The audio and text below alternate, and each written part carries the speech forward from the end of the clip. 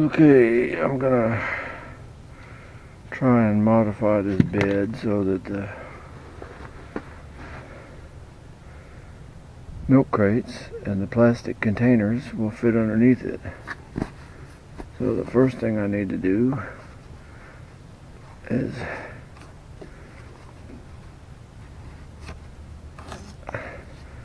cut this webbing, which was a good idea, but I didn't have enough of it. Okay.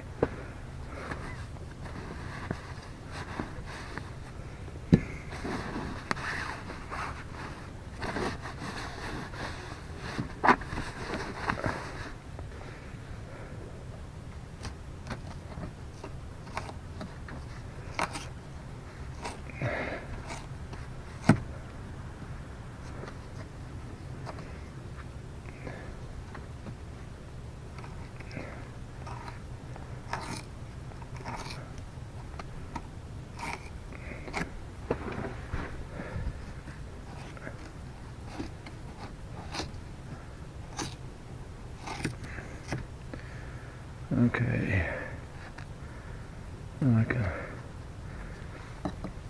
pull this off of here.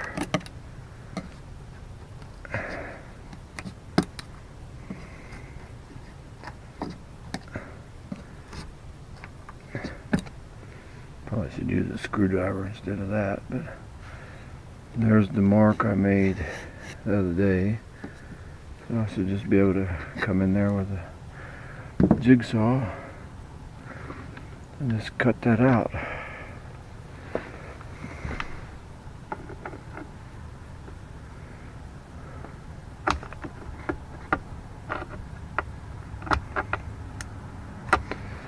I guess it would help if I plugged the saw in.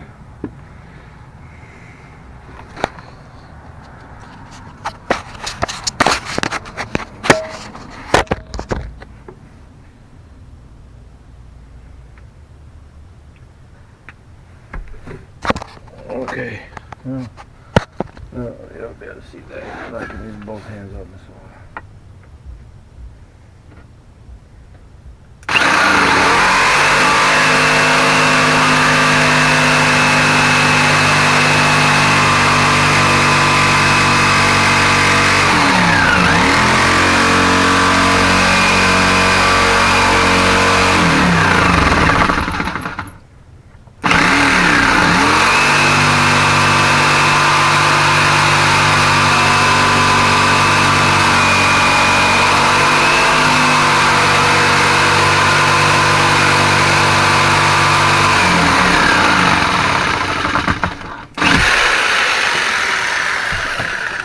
Man, that thing got hot.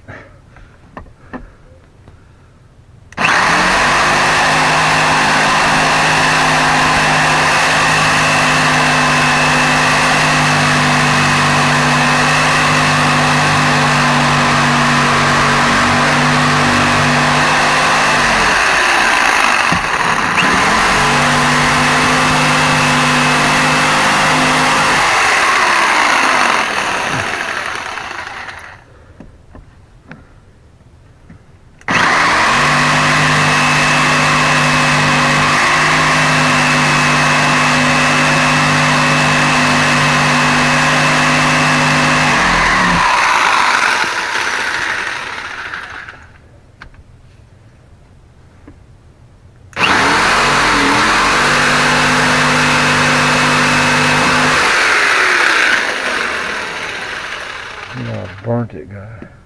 I don't know why. This soft pine.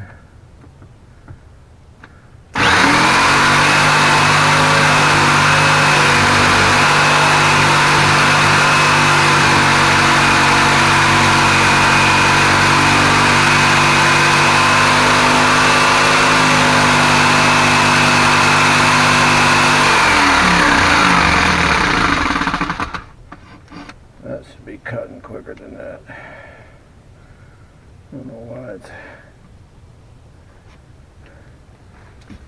nothing behind it.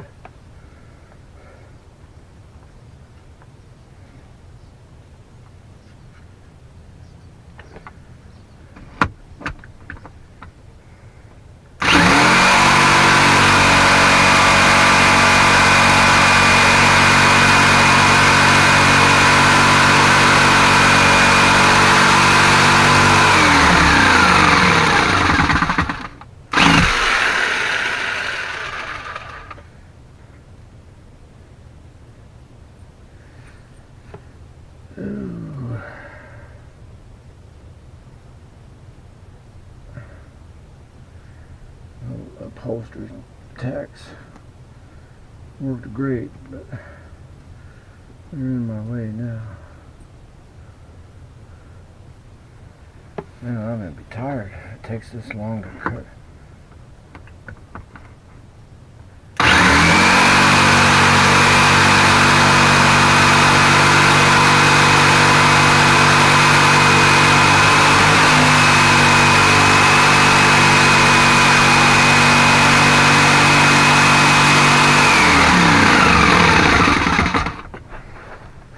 Well, you've seen enough of this. I'm going to turn it off.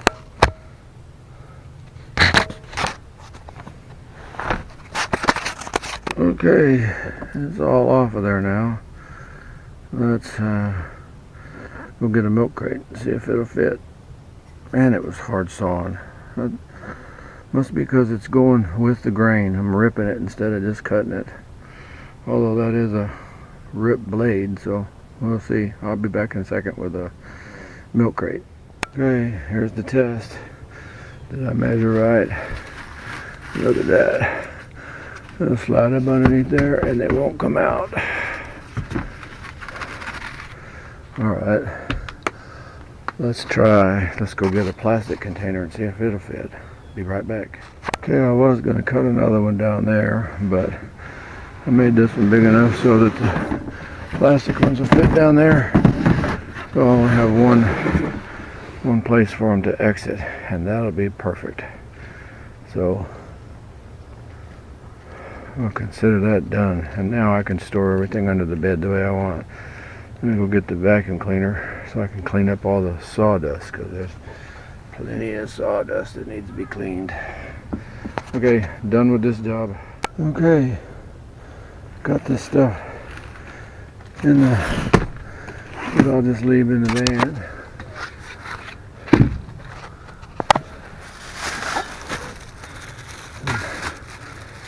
Propane. Yeah, I'll put this in here.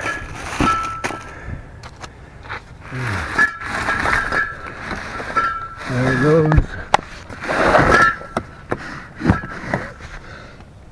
Oh, first aid kit's up in underneath there. I need to get that out so I can get to it.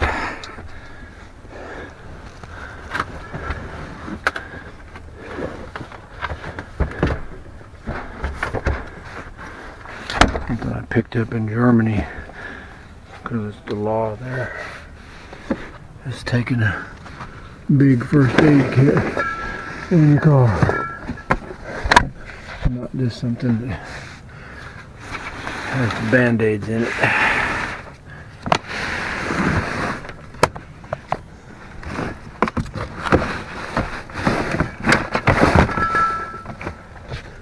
Okay.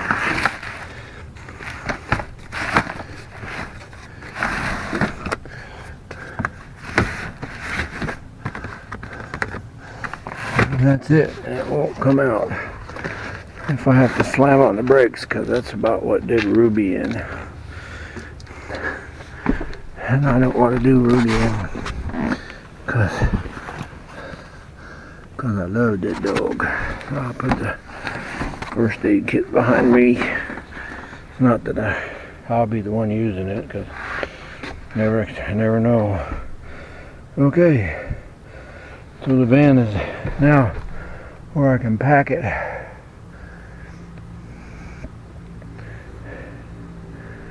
These are the blackout curtains. They're basically furniture pads that I got from Harbor Freight. I put some grommets in them. I got these magnets with the hooks on them. I put some hooks across there so it goes all the way across over to here, from here all the way over there, and the one across the back. I got 2, 4, 6, 8 magnets that holds that in place. And when I got them all up, you can't see nothing in here. There's a little bit of a gap down here because it only comes down to about there. But oops, forgot to turn off the backup camera. I installed that switch so I could, because the 12-volt socket stays live for 30 minutes after the doors are open. So I put the switch in there so I could kill it. Usually I remember to turn that off when I'm coming back in. Cloudy, rainy day. We're still at 13.6 volts, although there's nothing according to that. I gotta remind to figure out the book on that thing so I can remember how to read those numbers. 13.7, nothing's going on. I don't know what that number is though.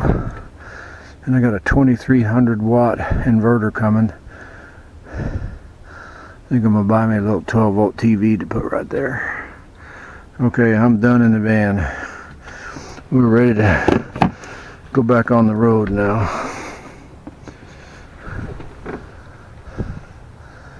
Alright. Now I gotta do is empty the porta potty and prep it for the next trip, which I'm hoping will be this weekend. We'll go spend the weekend in the national forest. These lights really worked well out there. I had it set so that they were on red. So you wake up in the middle of the night and turn on just the red and it didn't destroy your night vision. Okay, I'm done now. Okay, I've seen lots of people show how to prep these things, but nobody's ever shown how to empty one. And since this has only got pee in it, I don't know if this camera is sitting on able to do it or not.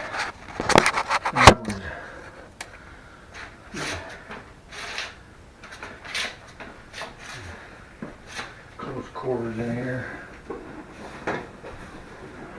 Undo the sides.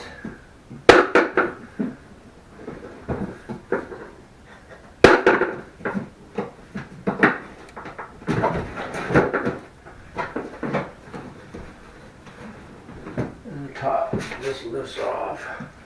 And it's heavy because it's full of water.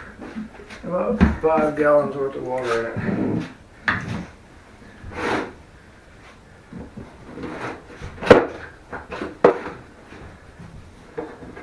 And then this thing has a spout that comes out, and I bought this one because it had the spout. The one I had in the boat didn't have the spout. You take the lid off, and then just dump it in there.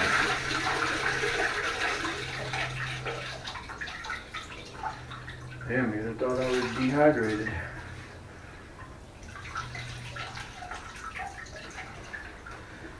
Okay, close that.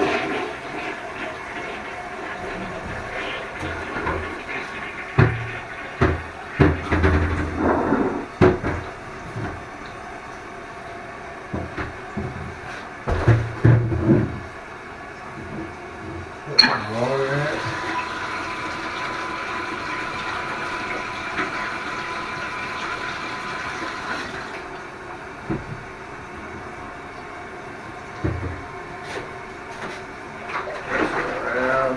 I guess if it had poop in it, it'd be a little bit more rinsing, but you dump that out.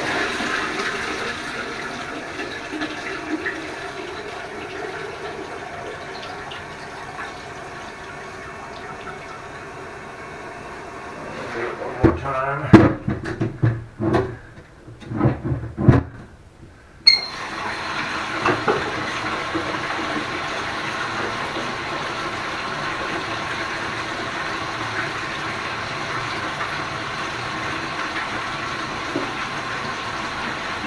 It doesn't stink. You'd think 3 days worth of pee would stink.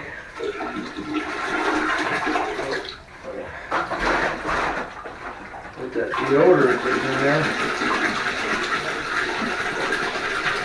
That's all you smell.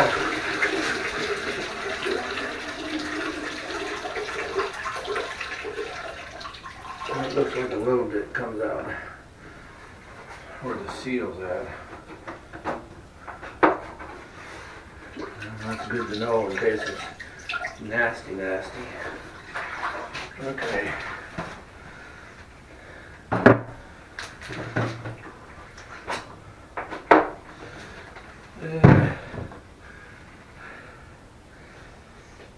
Alright, all I gotta do is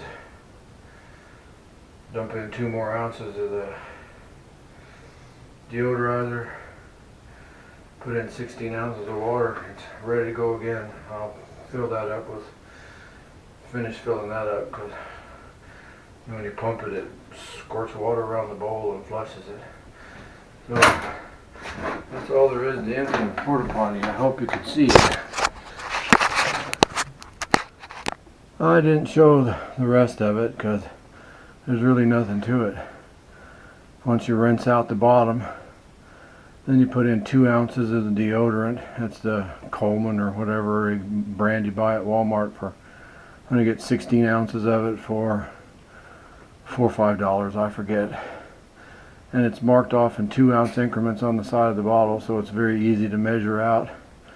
And then once you put that in the bottom, then you pour in a 16 ounce bottle of water, which all the water I had was in 16 ounce bottles, so I didn't have to measure that. And then just put it all back together, and then make sure the top is topped off with water so you can flush it. That particular model of porta potty has a level on it, so you know how full the bottom's getting. And that's really the most difficult part of that thing, is toting around 5 gallons of water, because it gets heavy, you know. But it was not a ordeal at all to empty it out. I'd want gloves or whatever if I'd done anything other than number 1 in it, but maybe some spray bleach or something. I don't know if you can put bleach on the plastic or not, but something to disinfect the outside after you, and dry it off after you, because if you're at a dump site or something, you'd probably be using a hose to, instead of, like I did, filling it up from the bathtub spigot. But in a hotel room or wherever you're at, you could do it you could empty it in a gas station bathroom. So, and that particular one, they say will go 5 days, so I think if you're just doing number 1 at night and using public facilities during the day, you could probably go 4 to 7 days without having to empty it, which is fine. And if all you've done was number 1 in it, and you're just camping in the forest somewhere, there's nothing that says you can't dig a hole in the ground and dump it in the ground, as long as there's nothing in it but water waste. So maybe I'm wrong on that, I don't know. So that's the end of my getting everything ready. All the problems with the van, I believe, are fixed now. I can get everything up underneath the bed, which gives me all the room around it. And it was harder to cut that 2x4 than I thought. But I've test fitted everything, and it all fit up underneath there. The porta potty's prepped for the next trip out, which will probably be this weekend. If it's not, the weather's not too bad. And we'll try again, see if we can stay out more than 24 hours. Thanks for watching. Goodbye.